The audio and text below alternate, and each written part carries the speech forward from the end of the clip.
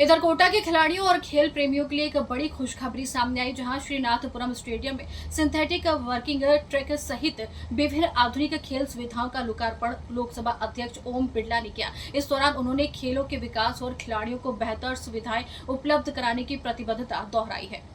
कोटा के श्रीनाथपुरम स्टेडियम में सोमवार को आयोजित समारोह में लोकसभा अध्यक्ष ओम बिरला ने सिंथेटिक वर्किंग ट्रैक सहित विभिन्न खेल सुविधाओं का लोकार्पण किया। बता दें, कार्यक्रम में बड़ी संख्या में जनप्रतिनिधि, खिलाड़ी, खेल प्रेमी और आम जन मौजूद रहे। इस अवसर पर ओम बिरला ने कहा कि आधुनिक खेल सुविधाएं किसी भी शहर की खेल प्रतिभाओं को आगे बढ़ाने में महत्वपूर्ण भूमिका निभाती हैं। उन्होंने कहा कि कोटा को खेल का मजबूत केंद्र बनाने के लिए लगातार आधारभूत सुविधाओं का विस्तार किया जा रहा है, ताकि युवा खिलाड़ियों को राष्ट्रीय और अंतर्राष्ट्रीय स्तर की तैयारियों के लिए बेहतर वातावरण मिल सके। उन्होंने खिलाड़ियों से खेल भावना, अनुशासन और निरंतर अभ्यास के साथ आगे बढ़ने का आह्वान किया। कार्यक्रम के दौरान लोकसभा अध्यक्ष ने स्टेडियम में विकसित नई सुविधाओं का निरीक्षण किया और खिलाड़ियों से संवाद कर उनका उत्साहवर्धन किया। श्रीनाथपुरम स्टेडियम में विकसित सिंथेटिक वर्किंग ट्रैक और अन्य खेल सुविधाओं में अब खिलाड़ियों के साथ साथ आम नागरिकों को भी बेहतर और सुरक्षित वातावरण में अभ्यास और फिटनेस का लाभ मिलेगा। स्थानीय खेल जगत में इस पहल का स्वागत करते हुए इसे कोटा के खेल विकास की दिशा में महत्वपूर्ण कदम बताया। इस अवसर पर कोटा दक्षिण विधायक संदीप शर्मा ने कहा कि श्रीनाथपुरम स्टेडियम में विकसित आधुनिक खेल सुविधाएं बच्चों और युवाओं के लिए किसी सौगात से कम नहीं। उन्होंने कहा कि अब खिलाड़ियों को अभ्यास के लिए आधुनिक ट्रैक और बेहतर खेल संसाधन उपलब्ध होंगे, जिससे वे राष्ट्रीय और अंतर्राष्ट्रीय स्तर की प्रतियोगिताओं की बेहतर तैयारी कर सकेंगे। लेकिन यहाँ बड़ी संख्या के अंदर लोग घूमने भी आते थे और इसलिए उनके लिए भी एथलेटिक का एक रास्ता बने और इसलिए 900 मीटर का ये वॉकवे भी उनके लिए बना है, ताकि खिलाड़ी भी परेशान नहीं हो वॉकवे। और इसी स्टेडियम में सारी सुविधाएं हैं, चाहे आप देखो शानदार रूप से बैडमिंटन हो, बास्केटबॉल हो, टेबल टेनिस हो, जिम हो, लॉन्ग टेनिस हो, सारी सुविधाएं एक स्टेडियम की एक छत के नीचे है, ताकि खिलाड़ी बहुआयामी प्रतिभा से राष्ट्रीय अंतर्राष्ट्रीय प्रतियोगिता में भाग ले सकें। आज जिम भी है, एक तरफ खिलाड़ियों के लिए भी है, एक सामान्य व्यक्ति अपने जीवन को स्वस्थ रखे उसके लिए भी सारी सुविधाएं उपलब्ध करेगा। आने वाले समय में कोटा का क्रिकेट स्टेडियम, सिंह पुल का पुनः निर्माण और इसी तरीके से अलग अलग शहर के अलग अलग इलाकों के अंदर सारी खेल सुविधाओं का विस्तार किया जा रहा है। इसी तरीके से बूंदी के अंदर भी, बूंदी यहाँ से 40 किलोमीटर दूर, वहाँ भी सिंथेटिक ट्रैक,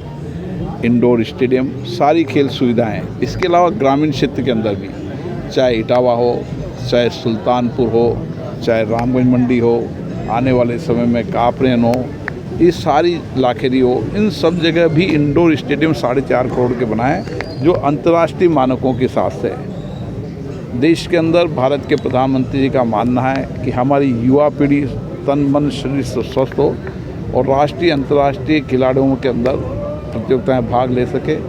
अंतर्राष्ट्रीय खेलने जाए तो भारत का तिरंगा वहाँ पर जीत के लिए ले रहा है। इसलिए आने वाले समय में खेल सुविधाओं का व्यापक विस्तार किया जा रहा है और जो आवश्यकता हैं उन आवश्यकता के अनुसार 2 साल के अंदर पूरी खेल सुविधाओं निरीक्षण के दौरान डायरेक्शन भी दिए सर, जो कमी होती है वो बताया जाता है। आप देखो कि एक छत के नीचे यहाँ सारा का सारा आपको मिलेगा। आप सुबह आएंगे तो आप जिम भी कर सकते हैं, आप घूम भी सकते हैं, आप बास्केटबॉल भी खेल सकते हो, आप बैडमिंटन भी खेल सकते हो, आप लॉन्ग टेनिस भी कर सकते हो, आप जिम भी कर सकते हो, आप जूडो कराटे भी सीख सकते हो।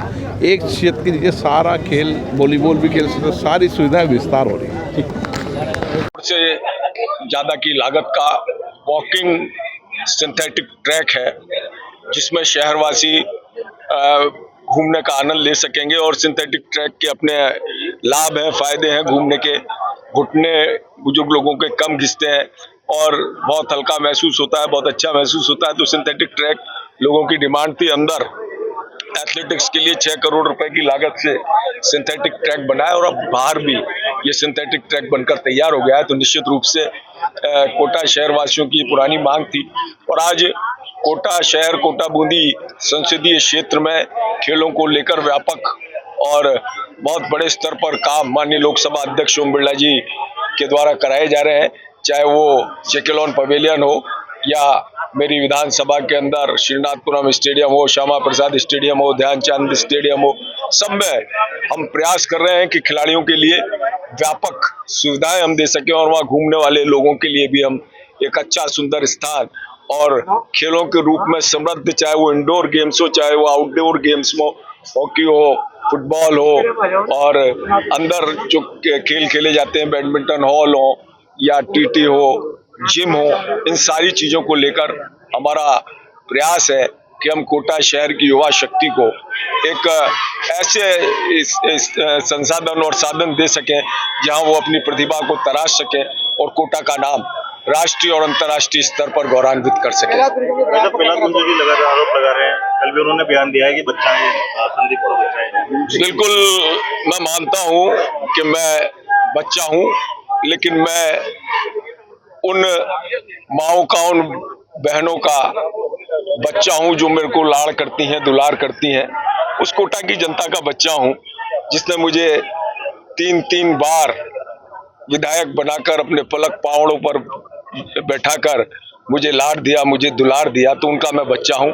लेकिन कोई इतनी गलतफहमी ना पाले कि मैं इतना छोटा बच्चा हूं कि एक वो गाना याद आता है कि छोटा बच्चा समझ के हमसे ना टकराना रे। तो क्योंकि किसी को अगर ये गलतफहमी हो तो वो गलतफहमी अपने प्रदेश अध्यक्ष जी से पूछ ले, जिसने भी ये गलतफहमी पाली थी और 7 दिन तक जो विधानसभा में टकराने के बाद सो नहीं पाए थे, घर पे व्याकुल रहे थे। तो इतने छोटे भी नहीं है, बच्चे भी नहीं है। और आप तो स्वयं जानते हैं कि 89 में आप प्रेसिडेंट का चुनाव लड़े, तब हमारी क्या भूमिका थी, और 92 में जब आपने पूरी ताकत ऊपर से नीचे तक की लगा दी थी, आपके सामने चुनाव जीतकर गवर्नमेंट कॉलेज में उस खंभ ठोक कर संदीप शर्मा उस छात्र संघ अध्यक्ष बनकर आया था। तो इतने छोटे बच्चे भी नहीं है, 3 बार विधायक रह चुके हैं। और मेरा मानना है कि हमारे नेता और हमारी पार्टी के ऊपर यदि कोई अनावश्यक या अनर्गल बयानबाजी करेगा तो हम उसे बर्दाश्त करने वाले नहीं है। हम भारतीय जनता पार्टी के सिपाही हैं, हम ओम बिरला जी के कर्मठ कार्यकर्ता हैं।